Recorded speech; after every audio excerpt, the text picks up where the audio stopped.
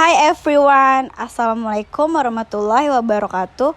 Saya Nurul Makfirah dengan NIM 220170034 ingin mempresentasikan perkembangan sastrawan wanita dan sastra anak. Berikut penjelasan yang dapat saya sampaikan. Kita mulai dari materi yang pertama, yaitu dari Angkatan Pujangga Baru. Angkatan Pujangga Baru memiliki sastrawan yang bernama Selasi atau Salaguri.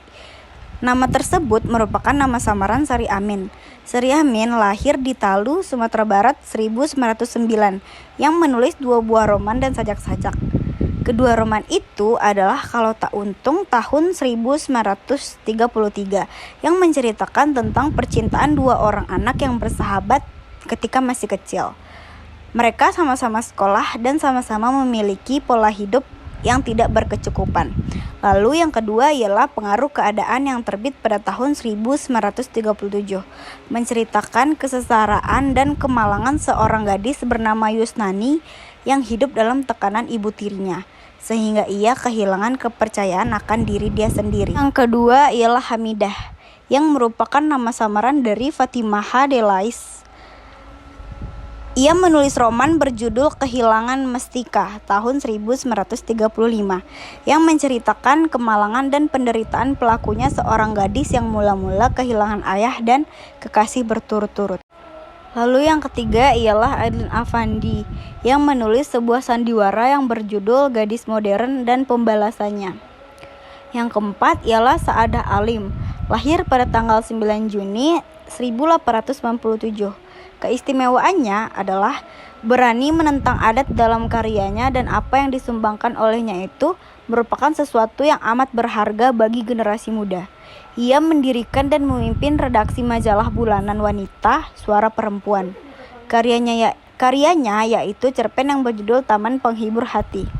Lalu yang kelima ialah Maria Amin, lahir di Bengkulu tahun 1920, yang menulis sajak dalam majalah Pujangga Baru dan mengumumkan beberapa prosa lirik yang simbolistis.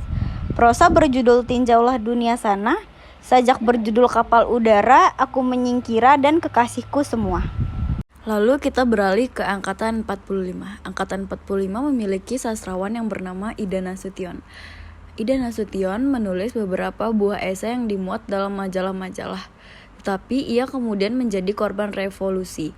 Ia hilang ketika dalam perjalanan Jakarta Bogor pada tahun 1948. Yang kedua ialah Walujati atau Supangkat. Ia lahir di Sukabumi tanggal 5 Desember 1942. Mulai menulis sajak pada masa-masa pertama revolusi. Sajaknya yang berjudul Berpisah mendapat pujian dari Khairil Anwar sebagai sajak romantik, dan roman berjudul Pujani pada tahun 1950. Lalu yang ketiga ialah Kiah atau Kertapati.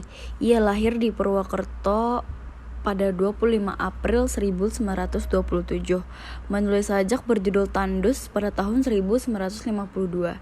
Ia juga menulis roman yang berjudul Kejatuhan dan Hati 1950 yang menggambarkan perasaan seorang wanita paksa kawin dengan pedagang pilihan ibunya. Kita berlanjut ke angkatan 50-an.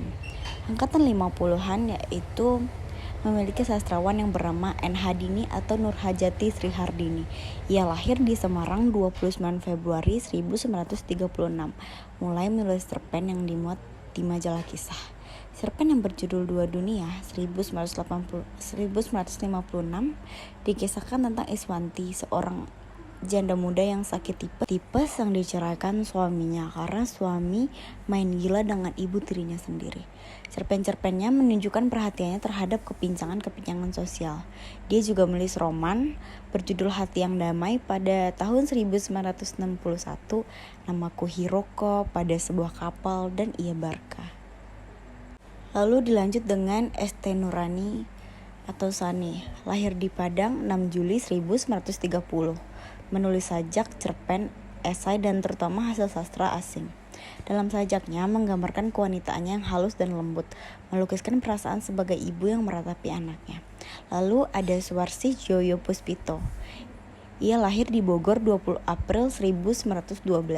Ia menerbitkan roman-roman yang ditulis dalam bahasa Belanda berjudul Buiten het Garel atau bisa diartikan di luar garis, yang menggambarkan kehidupan kaum pergerakan nasional Indonesia, terutama di lingkungan perguruan swasta atau taman siswa pada masa tahun 30-an.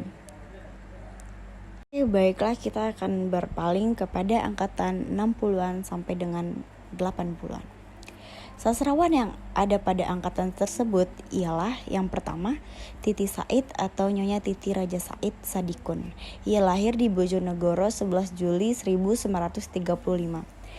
Ia juga menulis cerpen berjudul Perjuangan dan Hati Perempuan pada tahun 1962, dan ia juga menulis cerpen Maria dan Kalimutu. Lalu yang ketiga ada Cah Ningsih, menulis cerpen berjudul Dua Kerinduan. Ada Sugiyarti Siswandi, menulis cerpen yang dimuat dalam lembaran-lembaran lekra. Ia menulis cerpen berjudul Surga di Bumi. Lalu ada Erni Siswati Hutomo yang menulis banyak cerpen yang dimuat dalam majalah sastra.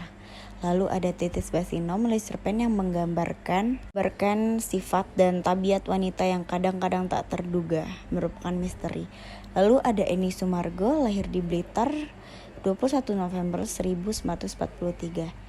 Ia menerbitkan roman berjudul Sekeping Hati Perempuan pada tahun 1969. Ada Susi Aminah Azizi, ia lahir di Jatinegara 1939. Menerbitkan sajak yang berjudul Seraut Wajahku pada tahun 1961. Ada juga Ismi Sawitri, lahir di Langsa, Aceh 21 November 1940. Kumpulan kuatrinnya yang diberinya judul kuatrin terdiri lebih dari 100 buah, sedang menunggu penerbitan. Lalu ada Tuti Herati Nurhadi, menulis mempergunakan nama Tuti Herati. Ia lahir di Bandung pada tahun 1934. Baru mengumumkan sajak-sajaknya pada tahun 1967 dalam Horizon, dan ia juga menulis esai. Kita akan beralih pada tahun angkatan 90-an. Yaitu ada sastrawan yang bernama Dorota Rosa Herliani, Nenden Lilis Aisyah, Ayu Utami, Helvitiana Rosa, Dewi Lestari, Jinar Maesa Ayu, Asma Nadia, Vira Basuki, Anna Mariam, Rati Kumala, Dewi Sartika, Anissa Karningsih, dan lain-lain. Tema-tema cerita yang mereka pilih pun beragam seiring perkembangan zaman. Pada periode 1990-an, perubahan estetika sastra berubah sejak kehadiran novel Saman karya Ayu Utami. Ayu Utami begitu berani mengeksploitasi tubuh dengan diksi-diksi yang menjurus kepada seks telah menyentak dunia sastra, sesuatu yang tabu untuk dibicarakan dan diungkapkan di depan halayak, karena dianggap bersinggungan dengan nilai-nilai budaya timur yang selama ini dipegang teguh oleh masyarakat Indonesia. Kita akan beralih pada sastra anak. Sastra anak merupakan ungkapan perasaan seorang anak yang dituangkan dalam bentuk tulisan dan dinikmati oleh anak-anak. Sastra anak juga merupakan karya sastra yang ditulis oleh orang dewasa dan diperuntukkan oleh anak-anak, atau karya sastra yang ditulis oleh anak-anak dan dinikmati oleh anak-anak.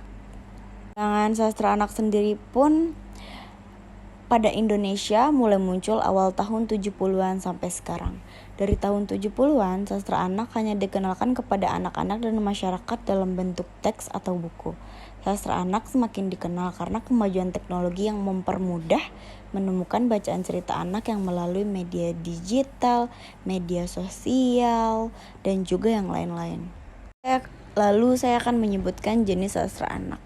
Bentuk sastra anak yang terdapat di Indonesia sangatlah beragam, di antaranya seperti puisi, cerpen, novel, dongeng, fabel, dan lain-lain. Berikut yang bisa saya jelaskan, semoga apapun yang saya sampaikan bisa bermanfaat bagi teman-teman semua. Apabila ada salah kata, mohon dimaafkan. Wabillahi taufiq wal hidayah. Wassalamualaikum warahmatullahi wabarakatuh. Good luck everyone. Goodbye.